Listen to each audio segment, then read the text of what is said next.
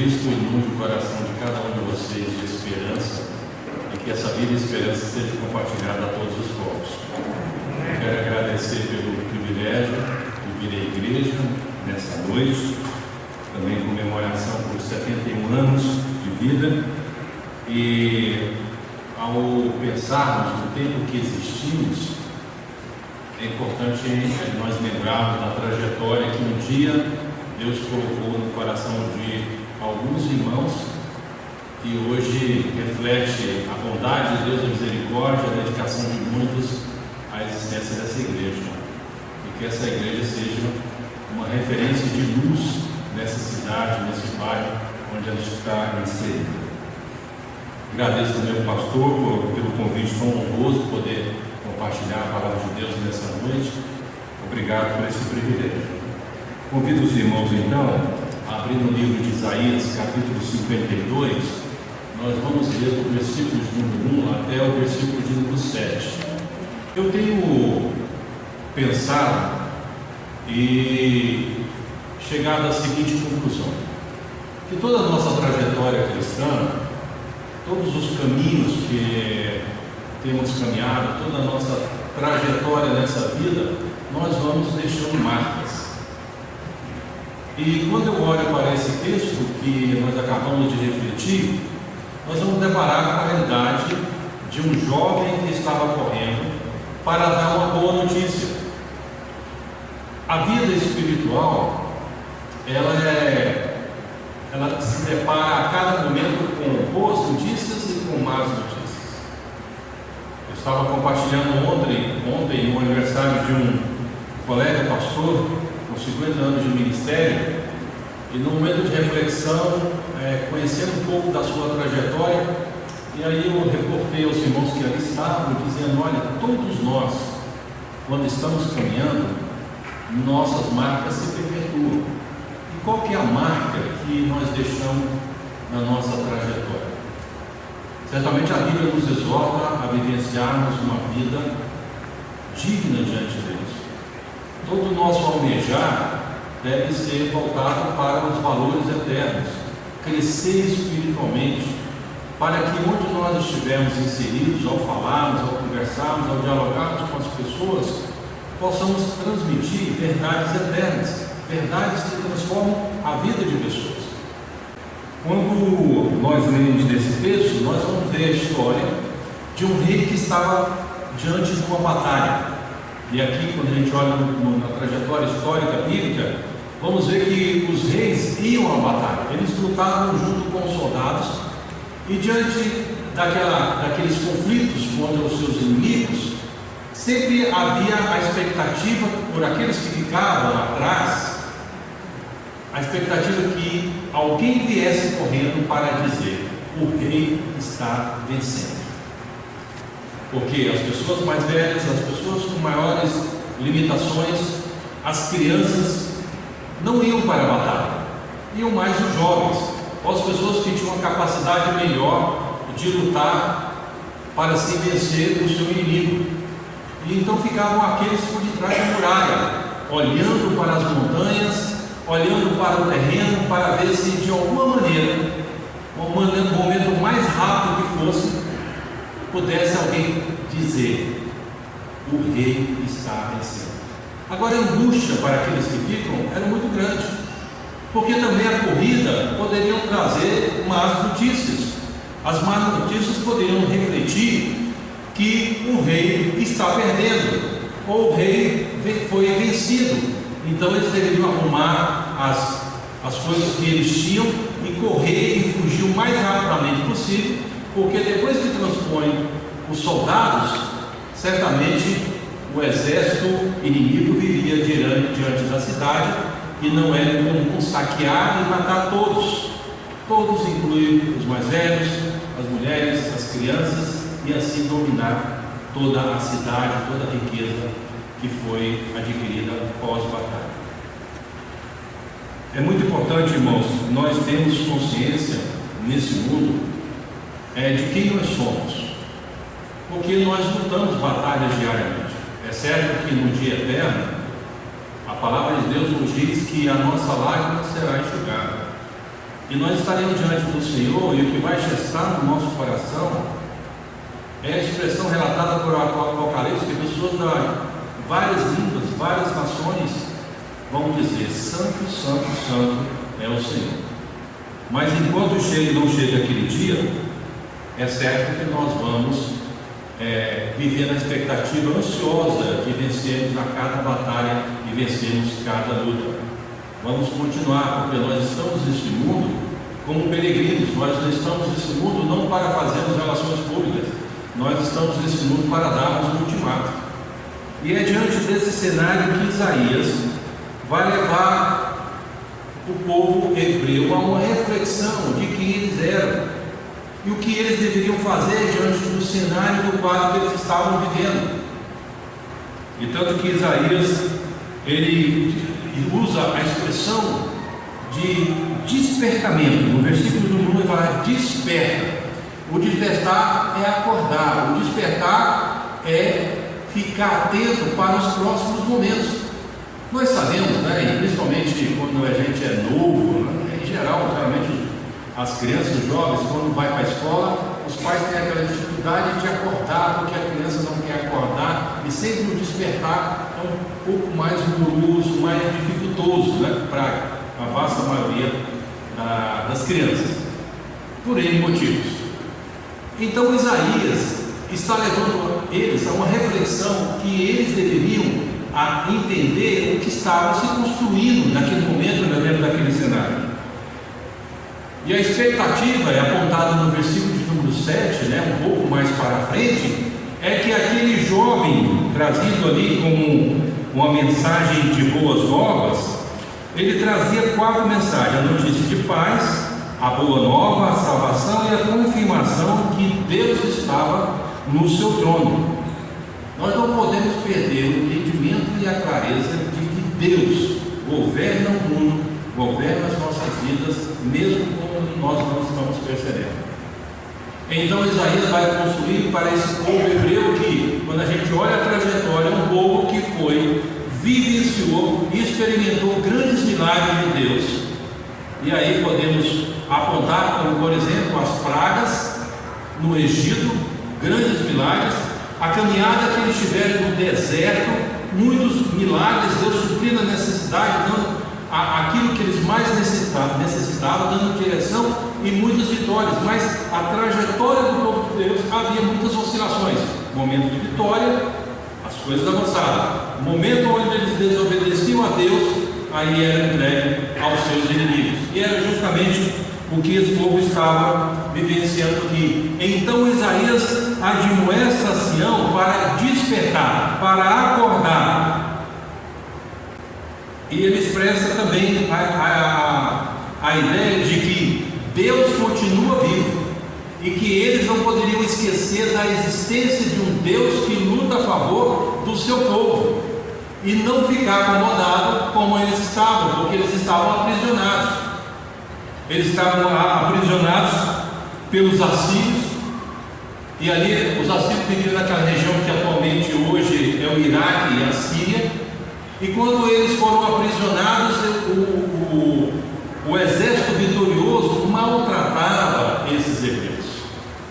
Eles amputavam, cortavam o nariz, tiravam a orelha, colocavam um pau mais ou menos aproximadamente desse tamanho, pontiagudo, e enfiavam no umbigo para perfurar. E principalmente essa humilhação estava contra o povo hebreu, e se destacava o exército, os mais valentes. Gente, você já tenta imaginar, ou tenta imaginar o que é viver numa situação como essa? Você que faz parte do grupo dos valentes, de repente você é aprisionado, vários órgãos do seu corpo é amputado e aí humilhado. E para piorar a situação, o texto ainda apresenta aqui que, além dessa grande humilhação, eles gritavam, davam uivos para humilhar. Ninguém gosta que alguém grite no ouvido. É muito interessante que eu lembro que na minha adolescência, a palavra que me trazia grande temor é quando a minha mãe me chamava pelo nome completo.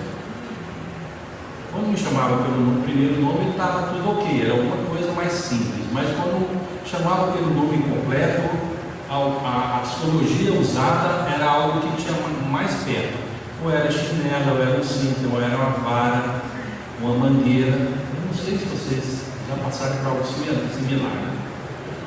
A psicologia que ela usava era essa, né? Que ela usava, mas era terrível, né? Era Marcos Agripino Castro de Mesquita. Eu queria correr, mas não podia correr. Vinha minha mãe atrás de mim. Porque eu podia correr, mas um dia mais cedo ou mais tarde eu teria que voltar, porque ali estaria o sofrimento do Criador. Mas graças a Deus teve efeito positivo, né? Hoje eu estou bem, não sou um filho revoltado. Nunca fui um filho revoltado. Hoje você não pode mais falar nem muito alto com o filho, né? As coisas estão complicadas na educação. Então, mas esses soldados, eles eram humilhados, né? Eles não só apanhavam, mas também era perfurado ali, e a dor era muito grande, muito escorriam por causa dos sangramentos. Então Isaías vai falar para eles: olha, vocês que vivem nessa condição, vocês devem ter uma cosmovisão de que Deus existe e que Deus pode trazer uma nova vida para vocês. Deus pode transformar a história. Quando Pedro, capítulo 2, versículo 9, versículo 10, ele ali apresenta para cada um de nós quem nós somos, a nossa identidade. O texto relata: vós, porém, sois raça eleita, sacerdócio real, nação santa, povo de propriedade exclusiva de Deus.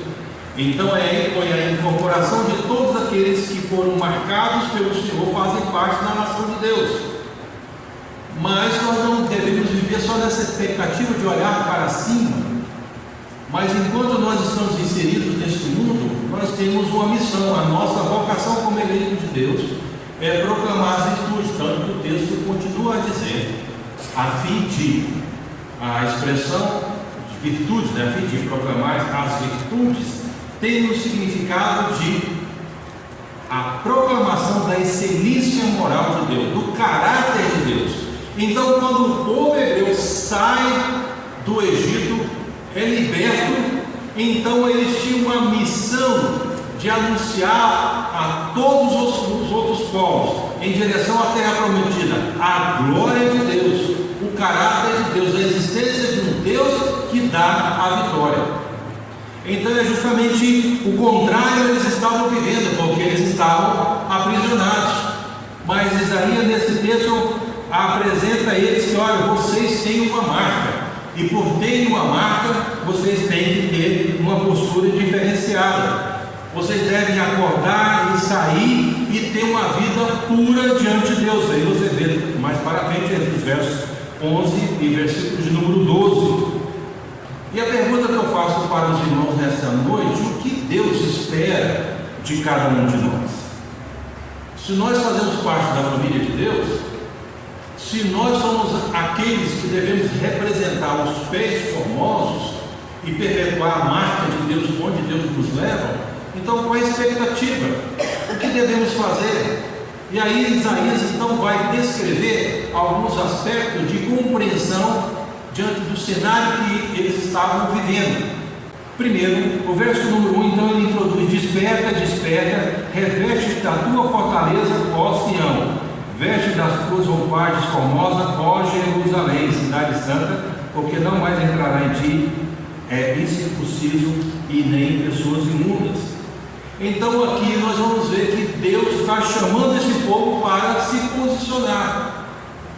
Nós temos que ter uma definição de quem nós somos.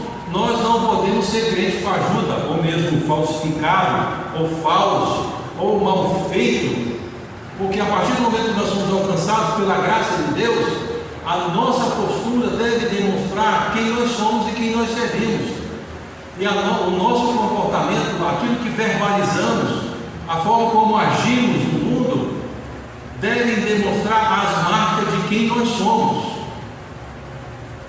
Isaías então alerta eles a esse despertamento, a acordar para dar o próximo passo, porque não podemos ser uma igreja que simplesmente passa a semana, vimos a igreja, ouvimos uma mensagem, temos uma palavra de alento, até chegar a próxima semana, e assim a nossa vida vai indo. No passado nós éramos jovens, mas a vida passa muito rapidamente, irmãos.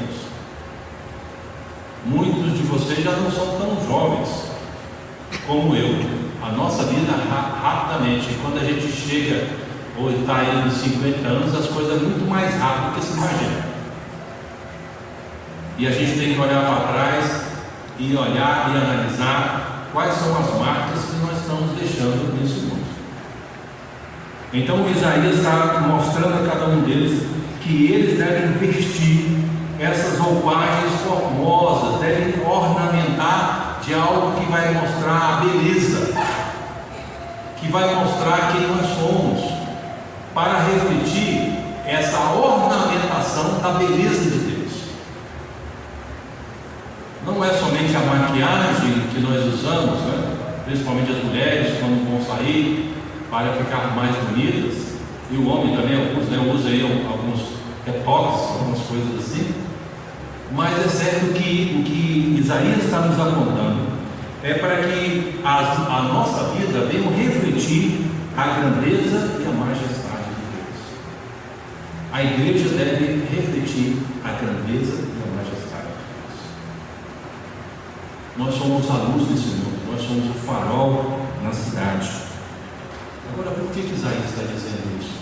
Para nós não ficarmos envolvidos, porque em todo tempo incircuncisos, pessoas imundas, e aqui não estou falando por ser imundo da sua vestura, da sua roupagem ou de mau cheiro, mas na perspectiva espiritual, porque tais pessoas vão se filtrando, vão se relacionando com a gente, ao invés de nós termos uma postura de moldagem na vida de tais pessoas, elas que vão nos moldando. E aí o Evangelho se torna, a palavra de Deus se torna relativa, porque o mundo está, abre aspas, evoluindo, fecha aspas. Então nós temos que adequar a esses valores.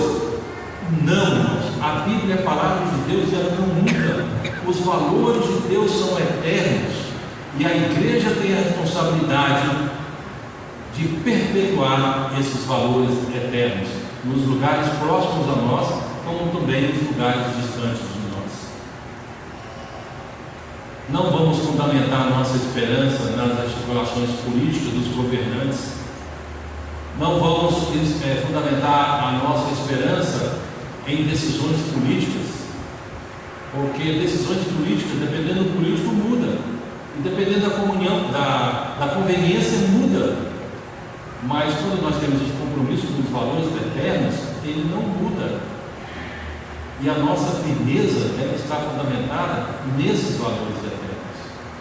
Isaías então fala que a gente tem que tomar cuidado. E quando a Bíblia no Velho Testamento fala sobre esses incircuncisos, está falando dos lábios, dos ouvidos e dos corações. Já no Novo Testamento envolve o coração, é o espírito, né? É o coração limpo, a pureza do coração. E quando nós estamos imundos, nós estamos inapropriados para estar na presença de Deus. Por isso que é importante, como parte da liturgia, a gente confessar os nossos pecados, pedir perdão a Deus pelos pecados, para ter uma vida santa diante de Deus, uma apresentação santa diante de Deus. Isaías então, ele descreve que nós precisamos definir quem somos e para que nós estamos nesse mundo. Você não pensa que a sua vida é simplesmente aí nasce, estuda, casa, vai trabalhar, aí tem os filhos, os netos, e aí espera o momento da senha. Essa expressão senha é uma expressão que eu uso, que todos nós temos alguma senha, um número. É o dia que nós vamos encontrar com o Senhor, só que ninguém sabe qual é o número que temos. Mas é certo, ou o Senhor voltará antes de nós sermos, antes de morrermos, ou depois de morrermos, seremos ressuscitados. Mas é certo o dia que nós estaremos com o Senhor, todos aqueles que têm a marca da cruz de Cristo. Então Isaías está falando aqui que nós devemos nos posicionar. Qual é o nosso papel nesse mundo? Essa igreja, irmão, tem uma responsabilidade muito grande. Quando eu falo igreja, não estou falando dessas estruturas físicas. Eu estou falando nós que como corpo de Cristo. Hoje eu estava falando em uma igreja de manhã, e é muito interessante que as coisas que acontecem em outras partes do mundo parece que não nos afetam. Ou a gente fica triste de maneira momentânea. Como a gente muda o canal, a emoção vai embora se outra imagem não é mais triste, é alegre, ou é uma comédia. E no momento da igreja eu falei, irmãos, eu queria conclamar a igreja a orar pelos irmãos ucranianos. Se eu falar isso para vocês, talvez, penso eu, que não traz tanto impacto. Talvez vocês não conseguem medir.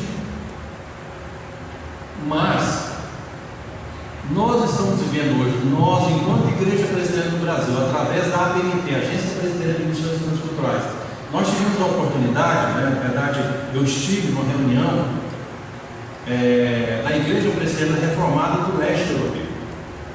Eu fui convidado para falar, fui um dos preletores do evento da liderança da Igreja Presbiteriana do Leste Europeu, que compõe as igrejas presbiterianas da Hungria, da Romênia e da Ucrânia. E eu convivi com os irmãos, em especial quero destacar o da Ucrânia, e com jovens da igreja ucraniana.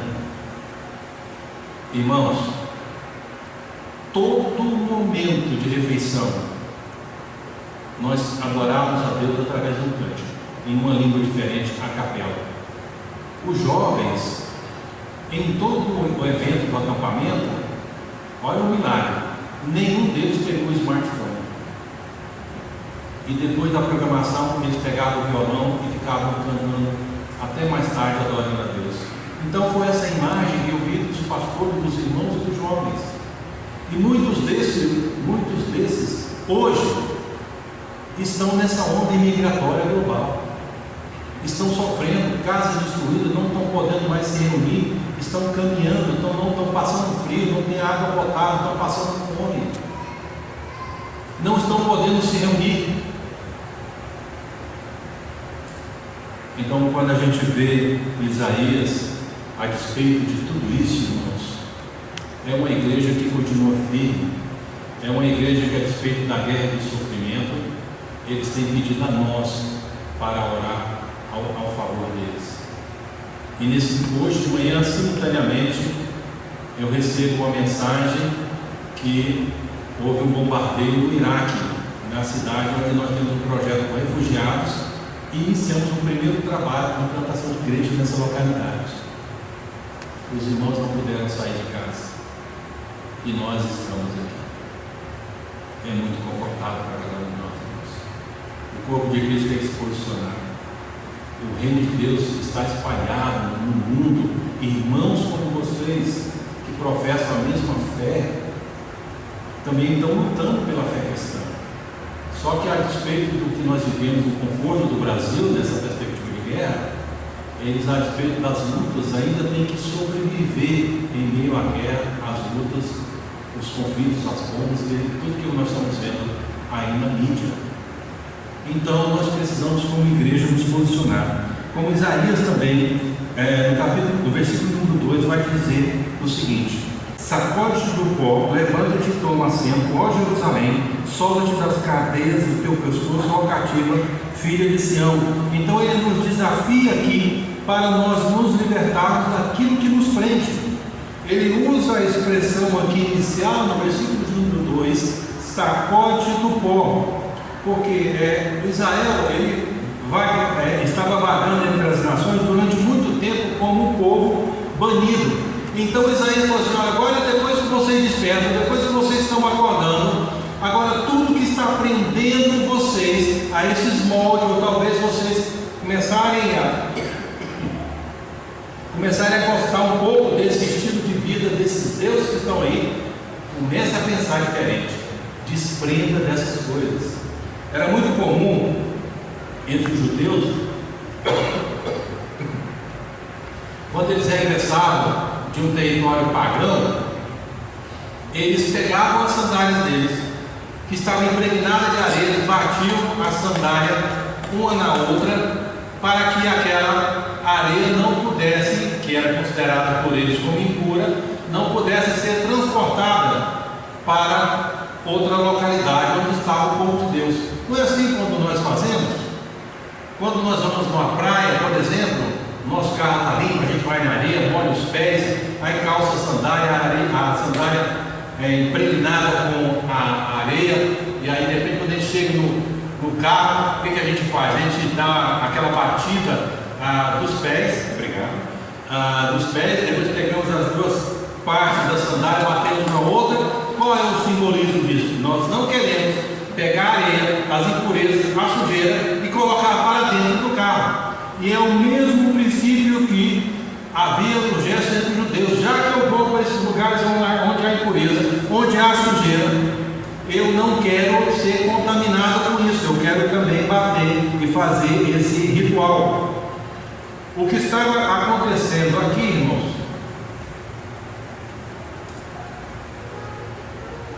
é que o povo vivia como verdadeiros zumbis.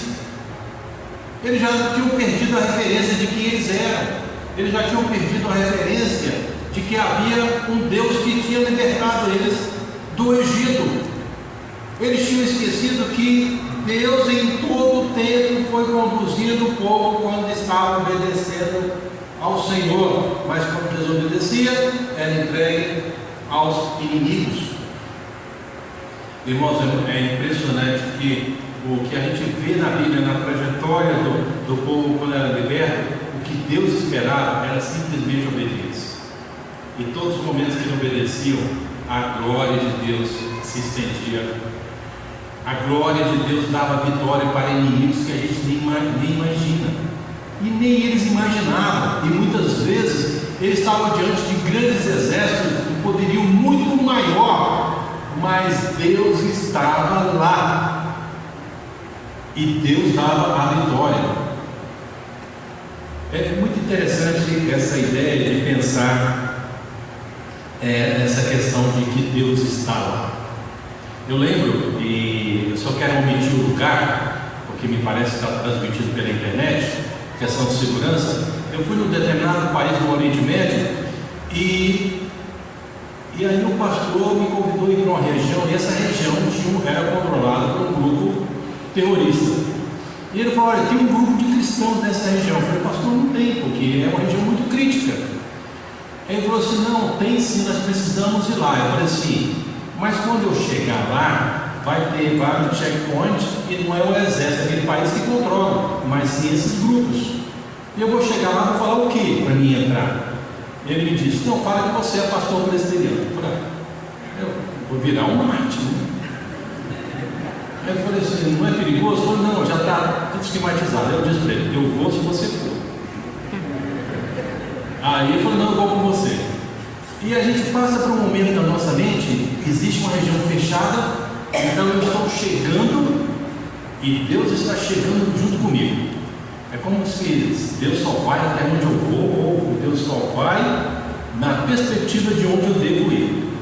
E eu cheguei nesse lugar, passei no primeiro checkpoint, perguntei quem não era, Natal, porque naquele temor, né? O cara todo armado lá e tudo. Passei para o segundo checkpoint, terceiro, cheguei lá numa região, tinha um grupo pequeno de cristãos, ali fizemos um culto. E depois que terminou o culto, uma senhora chega a mim e o outro pastor: olha, meu marido quer conversar com vocês. E eu fiquei um pouco preocupado, falei: pastor, não é preocupante a gente conversar com o marido dela? Porque eu sei que é uma região controlada por um grupo bastante violento. Ele falou assim: não, fica tranquilo, está tudo certo. Se a gente fosse marcado para ser preso ou morto, a gente tinha sido preso ou morto. Não aconteceu até agora, nós estamos na bênção. Chegamos lá, tomamos chá, perguntou sobre o Brasil, mas aquele momento bem tranquilo, né? Dá um estrondo forte assim, aí o dono da casa vai na porta, aí volta: não, vocês ficam tranquilos, foi só um míssil que foi lançado contra o país vizinho, para a gente continuar tranquilo, tomando chá, porque eles ficaram: não é um para lá, é 300 que vem lá para cá, né? Mas eu fiquei pensando: Deus, agora eu estou entendendo, né? O que Deus fez? Deus converteu o coração de uma mulher, e essa mulher era casada com um dos líderes desse partido, e ela intercedeu perante esse homem para nos permitir estar lá. Quem que a gente lembra na Bíblia? Esther, intercedendo perante o rei, e ela intercede. Por isso que nós estávamos lá. Deus converteu uma mulher lá. Então, quando eu cheguei, Deus já estava lá. E a gente vai para outro país, para a Jordânia, no deserto de Mafraq, um hospital que tinha um dos objetivos partilhar a palavra de Deus para as pessoas que cuidavam da saúde. O governo soube esse material que a gente estava distribuindo, parecia um smartphone pequeno assim, que é carregado pela energia solar. Você coloca em torno de 200 Bíblias em 200 línguas, né? Parei de $20, mais ou menos, desenvolvido para Israel. E quando o hospital ia fechar, o governo tinha determinado, uma mulher intercede perante o rei da Jordânia para não fechar o hospital. E o que acontece? Ele não fecha. Agora, quem é essa mulher? Primo do rei da Jordânia. Deus converteu o coração de uma mulher e colocou ela no palácio.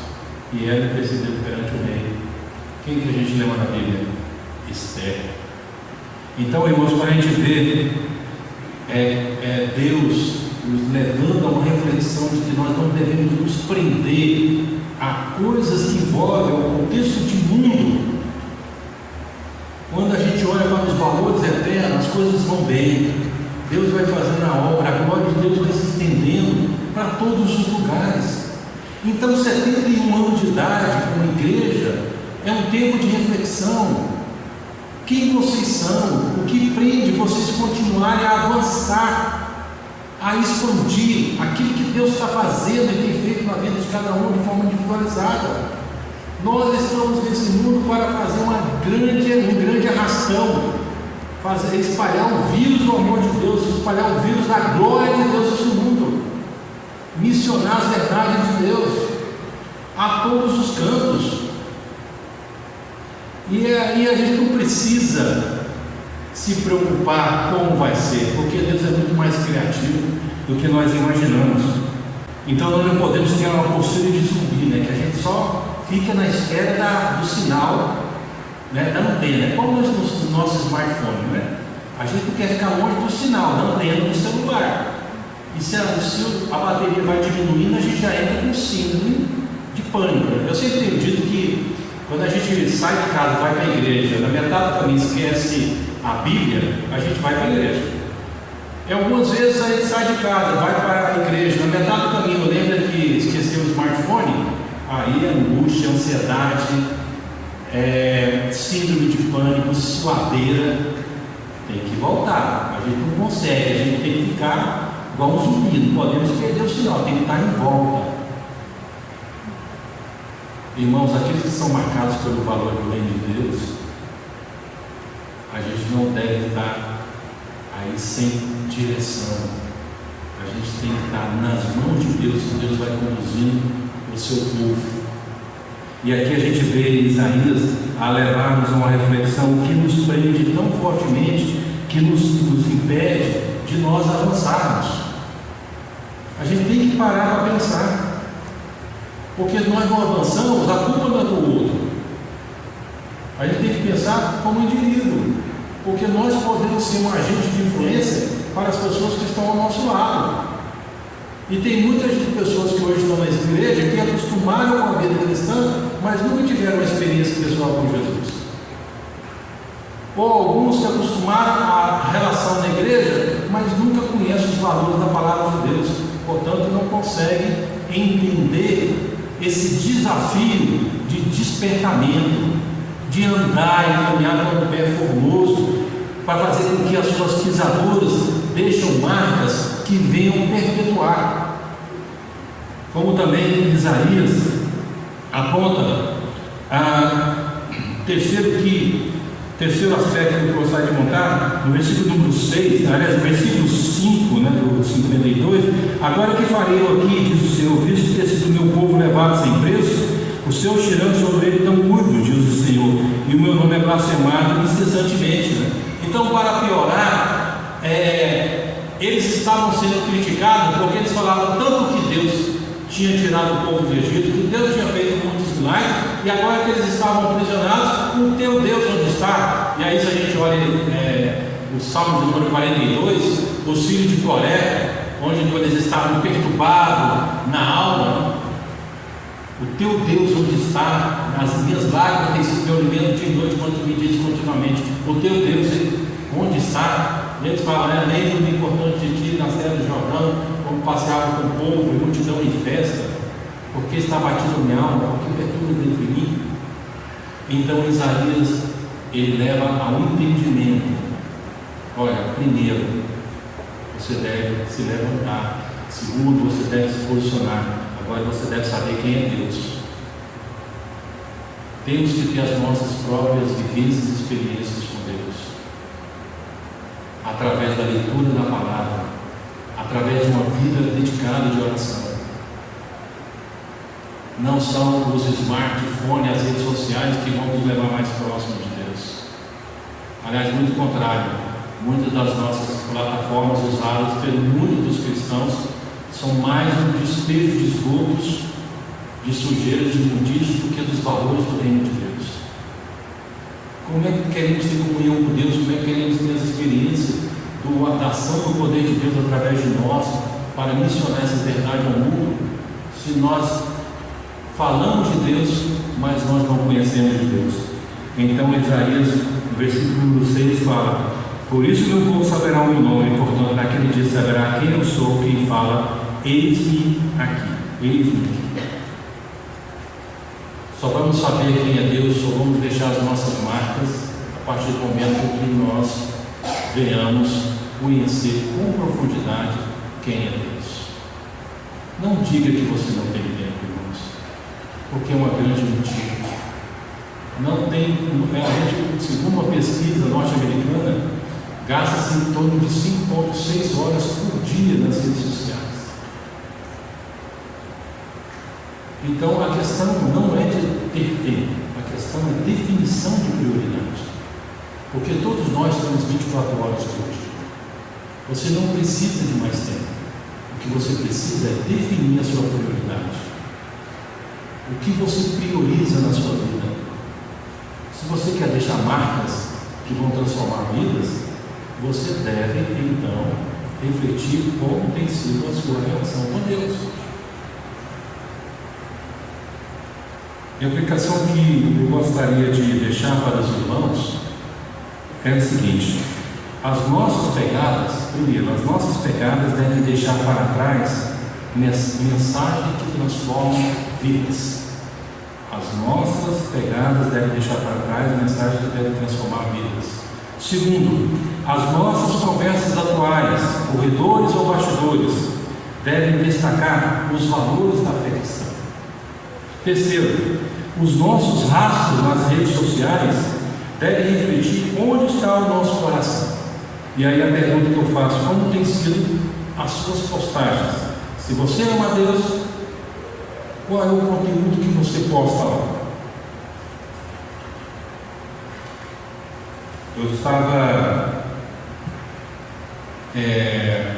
num projeto que a PMT está iniciando na Croácia para plantar uma igreja na Croácia.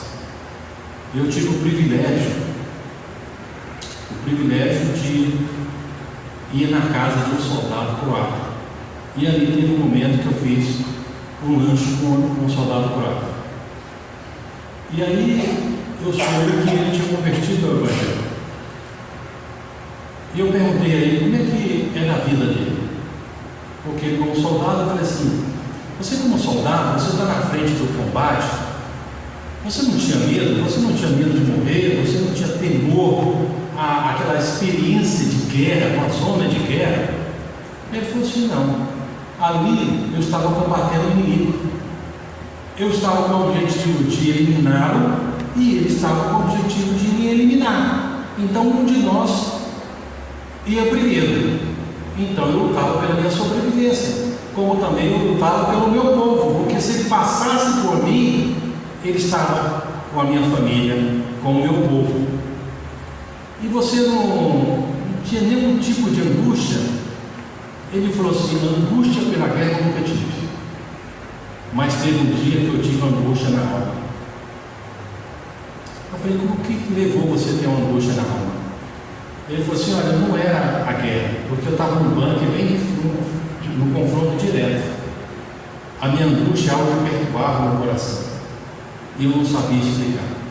Eu não sabia o que estava perturbando a minha alma.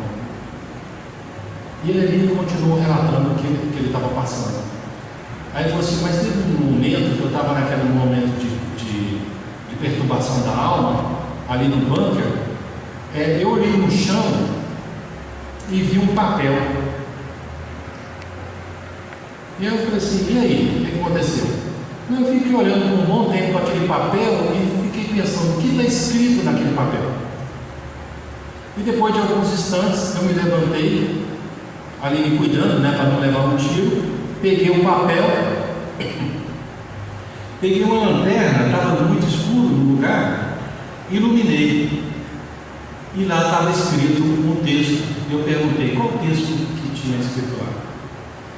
Ele falou assim, olha, naquele papel estava escrito, a minha paz vos dou, não a dou como dá ao mundo. Irmãos, é inadjetivável a gente vê que Deus estava lá, que Deus manifestou a graça dele. Eu não estou contando história de livros, estou contando história dos dias atuais. Deus transformou um soldado croata através. Eu fiquei pensando, até hoje eu penso, louvado seja Deus porque converteu o coração daquele croata. Mas a pergunta que eu ainda não tenho a resposta: quem foi o pé formoso que deixou aquele folheto? Quem foi o que andou por lá e deixou aquele folheto? Eu não tenho essa resposta, mas Deus sabe. Então, se nós queremos marcas que perpetuam, nós devemos entender que onde nós pisamos, nós vamos deixar um legado. Onde nós pisamos, não somente através dos nossos pés, aqui estamos simbolizando os pés, mas é a marca das nossas pisaduras, que sejam verbalizadas, que sejam instrumentos de mensagens virtuais através das redes sociais, que sejam instrumentos através de folhetos bíblicos, a distribuição da Bíblia, enfim, tudo que envolve esse contexto da mensagem que mostra os valores do reino de Deus, vão deixar marca na vida das pessoas. E nós estamos nesse mundo, irmãos, para deixar marcas que perpetuam. Nós não estamos somente esperando a volta de Jesus e não fazemos nada nesse mundo. A minha oração é que Deus incomode a cada um de nós, para que possamos despertar, acordar e se posicionar. Se você não quer pagar o preço dos valores do reino de Deus, com muita tristeza, mas com verdade, é melhor que você então não fique na igreja, saia dela, não fica fingindo que você não é, se você não quer. Porque Deus requer daqueles que vêm aqui que tenham um compromisso. Normalmente alguém que chega para mim e fala que tem interesse na obra missionária, eu não dou muita importância, porque quem tem interesse só vai agir quando lhe é conveniente, mas quem tem compromisso não aceita essas desculpas. O nosso compromisso com Deus só vai até onde nós o conhecemos. O nosso compromisso com Deus só vai até onde nós o conhecemos. Se você não tem compromisso com Deus, o máximo que você pode ter é interesse. E Deus não espera muita coisa de você. E sabemos que tais pessoas nunca vão contribuir para deixar a marca nesse mundo. E que Deus nos ajude a averiguar no nosso interior quem nós somos e o que nós devemos. Pai, encrava a Tua palavra no meu coração, como também dos irmãos.